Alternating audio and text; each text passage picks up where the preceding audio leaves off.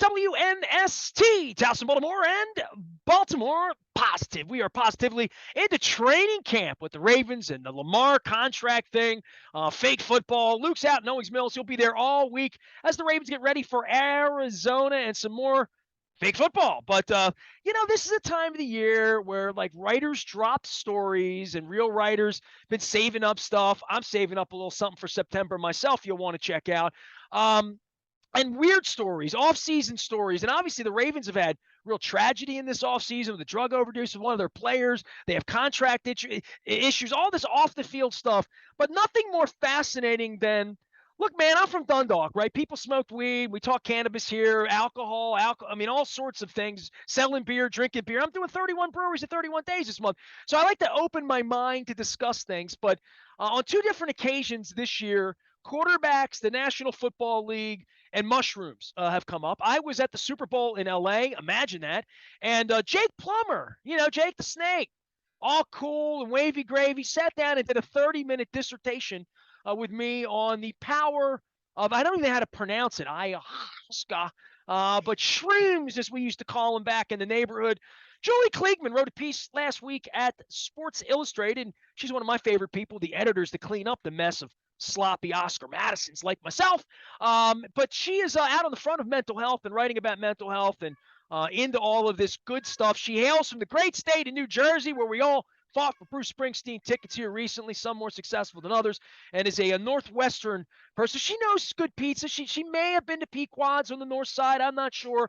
But we're going to welcome her in, not as an expert in all things shrooms, because first question is, have you used recently, and what's your experience been? But it is a pleasure to have you on. And obviously the Aaron Rodgers thing has taken Sports Illustrated folks like yourself and said, all right, we're going to have to write a little bit about this so Nestor's audience understands it back in Baltimore.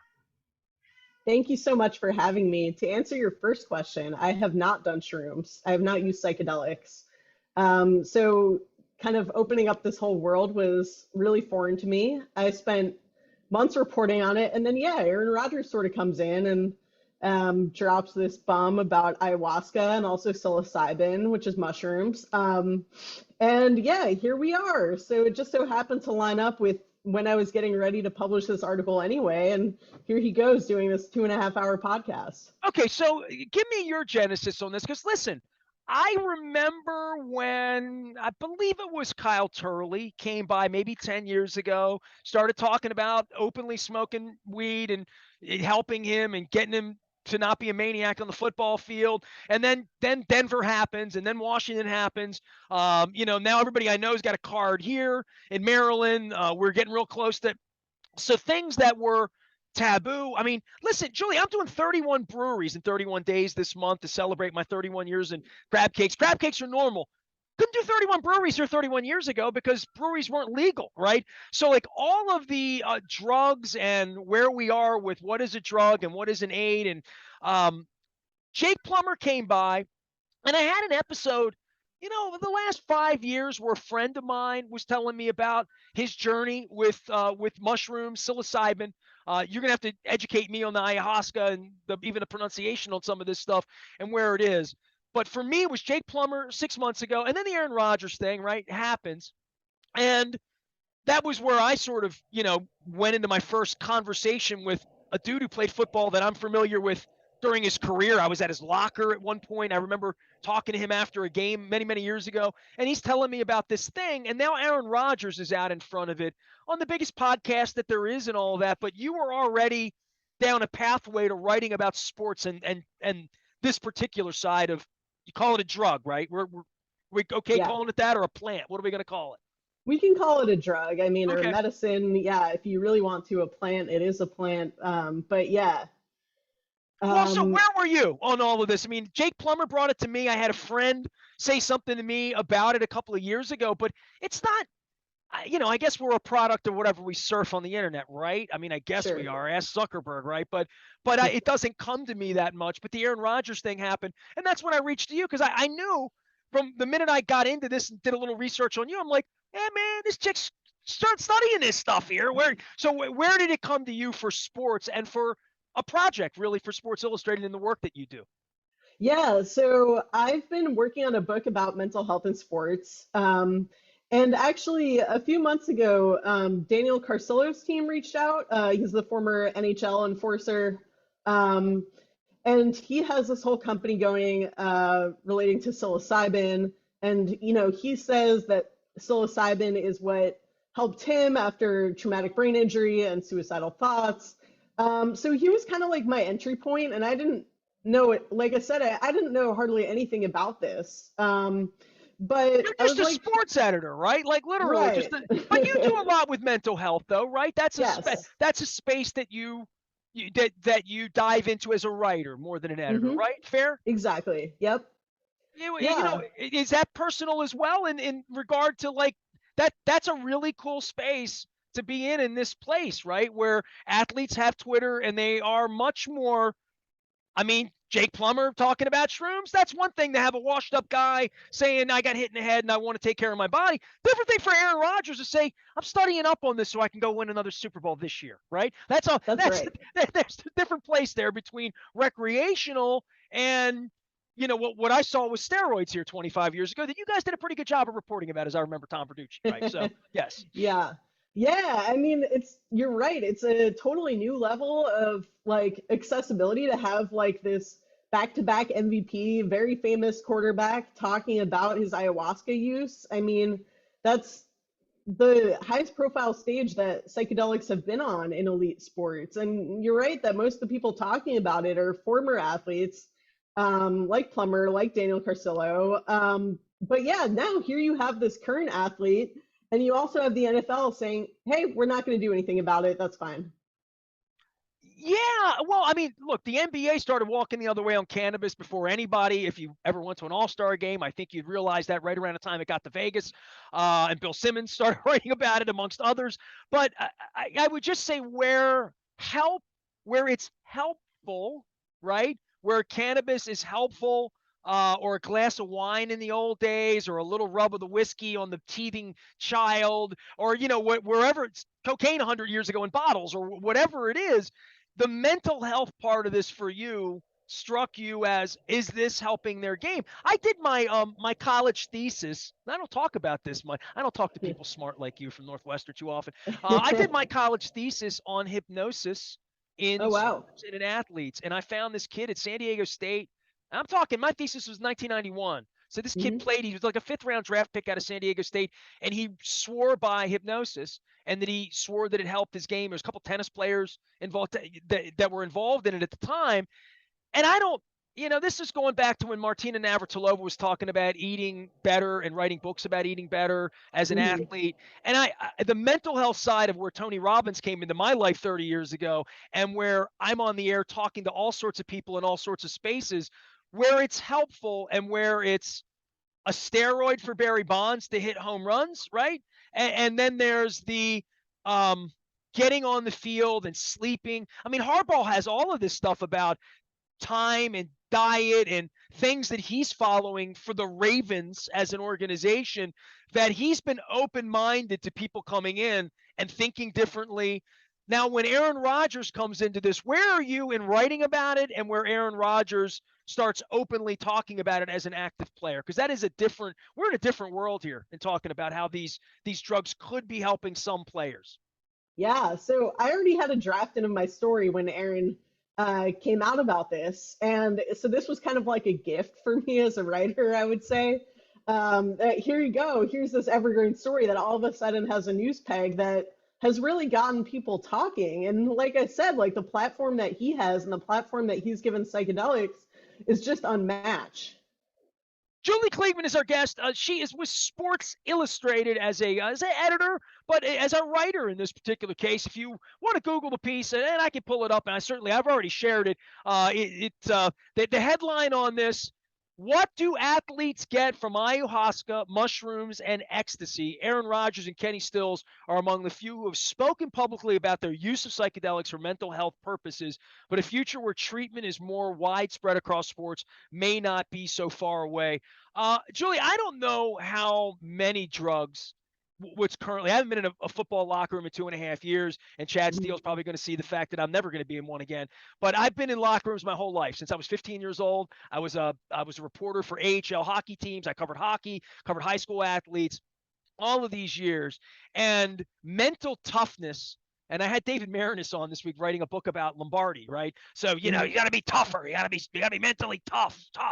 Um, you know, girls, booze, late nights, music, on the road. I was a reporter, baseball, football, seen it all, right? Seen it all. Could write about it. Could do my own little unwritten rules and things that happen. But every athlete wants an edge. Every athlete wants to win. They all want to make more money.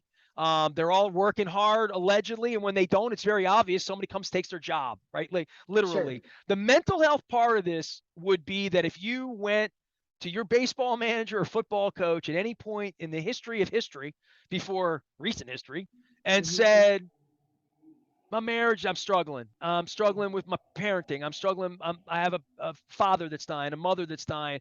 Toughen up. Get your ass in the huddle, right? Like Yep. that, you know, we weren't giving athletes water 25 years ago, like running around 100 good day. So like let's cut through all of this macho bullshit, right? But there is the mental health part that is now on the table all the way around, whether it's taking a prescription drug to have happy, shiny, happy days or whatever, and everything that's going on with Brett Favre. And by the way, first time I met Brett Favre, he was high as a kite, right? Like it was during that period of time after he won the Super Bowl that he talks to me. He can't remember. He don't remember. But I mean, what drugs have been prescribed, opioids specifically, for athletes in the modern era? I went back and watched North Dallas 40. It's one of my favorite movies from back in the day. Nick Nolte and Mac Davis sitting in hot tubs and smoking weed and popping pills and whatnot, having access to the drugstore in the football recreation department. We're in a different world now, right? I mean, we're in what you're reporting on for mental health specifically. In they're like all of us. They have problems, and more money, more problems, right? Yeah, and this is why it's become such a consistent beat of mine at Sports Illustrated, is because athletes in the last few years are finally coming forward and they're finally, as you suggested, kind of being met with more acceptance in some cases by their coaches, by fans, by their teammates. So it really is kind of like a revolution, and psychedelics is just one very small part of it. What was your gateway on this with ayahuasca and psilocybin and their differences? Because I'm not a doctor, but you can play one on the radio right now or on my podcast. But what Aaron Rodgers doing that's different than what Jake Plummer was telling me about? Yeah, so Aaron Rodgers has talked about using psilocybin once, but primarily he's been talking about using ayahuasca in Peru. Ayahuasca has DMT in it. It's like a drink that has DMT in it. And he has been talking about that and how it's like increased his self-love, he keeps saying. And that's not really one of the psychedelics that is being studied and is like the farthest along for like in terms of like being treated for athletes and the general population in a clinical setting. So while he's talking about mental health reasons, he hasn't actually done this in a clinical setting like someone like Kenny Stills, for example, has. So the drugs that are being most studied right now in the psychedelic realm, I would say, are psilocybin, which is mushrooms, and MDMA, which is ecstasy.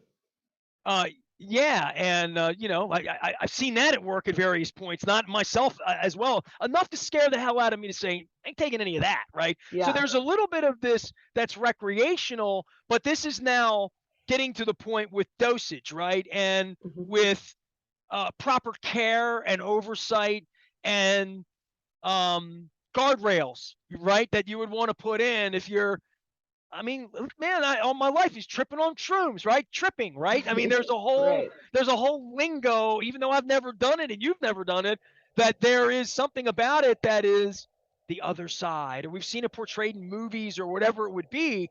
But to be helpful on a focus level for athletes that need to focus, and that would be something that we've seen with Adderall with baseball players, right? Like that when they Mhm. don't report that they've taken it, they get banned. Chris Davis, that happened here, right? Like, to be a fan and to understand what is and isn't, and now everybody's smoking weed, no problem with that. We used to put, Josh Gordon away for that like about 5 minutes ago, right? Now, Hmm. now we allow sexual assault, but cocaine's not cool anymore, right? But that all that the 70s and the 80s and all of that, that was thought to be loosen up, recreational. This is different. This is thought to be, how can I be a better football player? How can I be a better tennis player? That it, sure, muscle and diet and all of these other things that have been studied.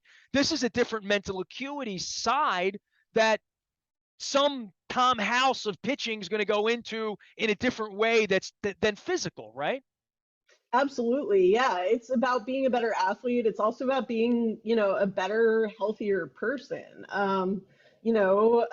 Just like everyone else, athletes have mental health. They have the ability to have poor mental health.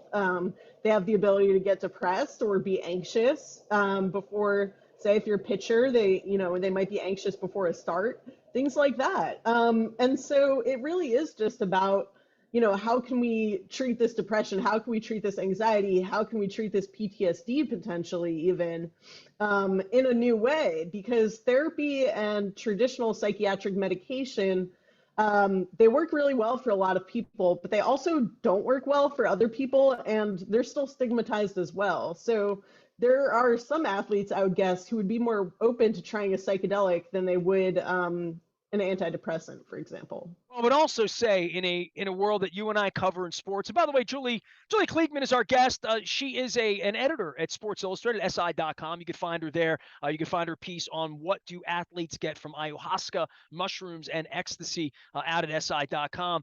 The notion that that to get help here, to ask for help is now okay, and that there's a whole wing at SI that you're opening up to talk about this, to say, what are we doing to treat mental health? And we've had a lot of athletes in the last 3-4 years across all spectrums of sports, both genders, professional and college, and that this is something that is going to become a specialty and a reach for keeping athletes sane in a very, very unsane world, right?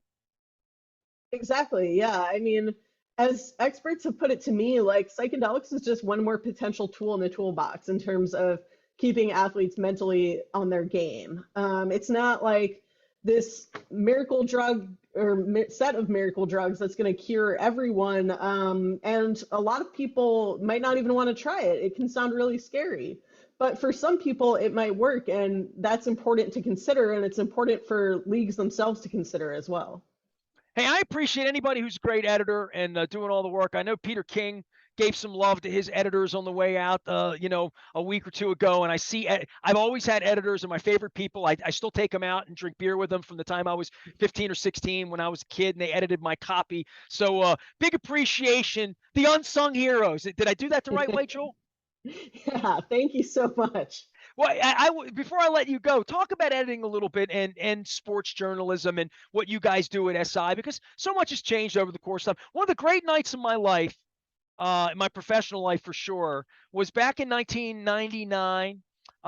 Sports Illustrated had its 50th year anniversary or celebration, or maybe 40 or 50, whatever. It might have been 40 at the time, but it was at Madison Square Garden, and everybody who was anybody was there. And I stowed away Martina Navratilova on my show, Carl Lewis.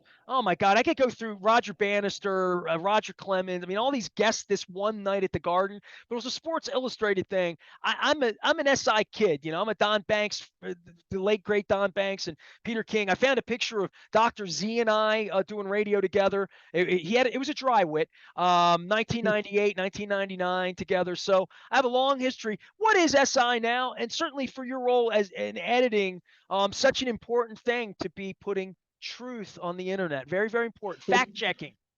Yes. Well, SI still employs fact checkers, so that's the good news. SI, in a lot of ways, hasn't, it's been through a lot. It's been through the advent of the internet and all that, and, the collapse to an extent of print. So it's survived a lot. We're tough. We're a monthly now, and we still edit very rigorously. And I pride myself on that as a copy chief. And in some ways, it's the same old SI. Like we really care a lot about telling good stories, telling, the on-field stories, but also telling the offbeat stories. And that's kind of where I see myself coming in. But as copy chief, like I like to think I play a small part along with, our entire roster of editors, fact checkers, designers, everyone in like making sure SI, holds up to the standard that you and so many others remember. I love that you're a chief. I'm sorry, man. I had Max Weiss on this week from Baltimore Magazine. I did not win best of this, and I pointed that out to her a few times. But I'm actually going to her party this week. She's the editor in chief. So any, commander in chief, I want a chief. So copy chief. I didn't even get that right. I got to do the whole segment over again. We'll start at the beginning. Julie Kliegman's here. She's the copy chief at Sport. Now I got to say that. Sports Illustrated SI.com. You can find her out on the web. And certainly her story on ayahuasca, mushrooms, psilocybin, and ecstasy. All my favorites, all the greatest hits, and how they relate to sports and mental health. Thanks for being a good sport and a good guest. And is this the point where I say we hate you at Northwestern because we're in the Big Ten? Everybody's in the Big Ten now. Maryland. Like, I don't know how we're ever going to have any rivalries anymore. I mean, once we buried Duke and Carolina around here, it was a mess. But shout out to Northwestern and Dr. David Sigmund and all of my Northwestern Wildcat buddies. Go eat some good pizza. All right. All right. Thank you so much for having me. Julie Kliegman, great guest. Go read her piece and, studying up on mental health. I like talking about all this stuff. And I'll probably reshare my Jake Plummer conversation about shrooms because I think I sat there in LA and I'm like, dude, tell me about this. So I started with that. A little Cheech Chong for you there. I am Nestor. We are WNST, AM 1570, Towson, Baltimore. And we never stop talking Baltimore positive.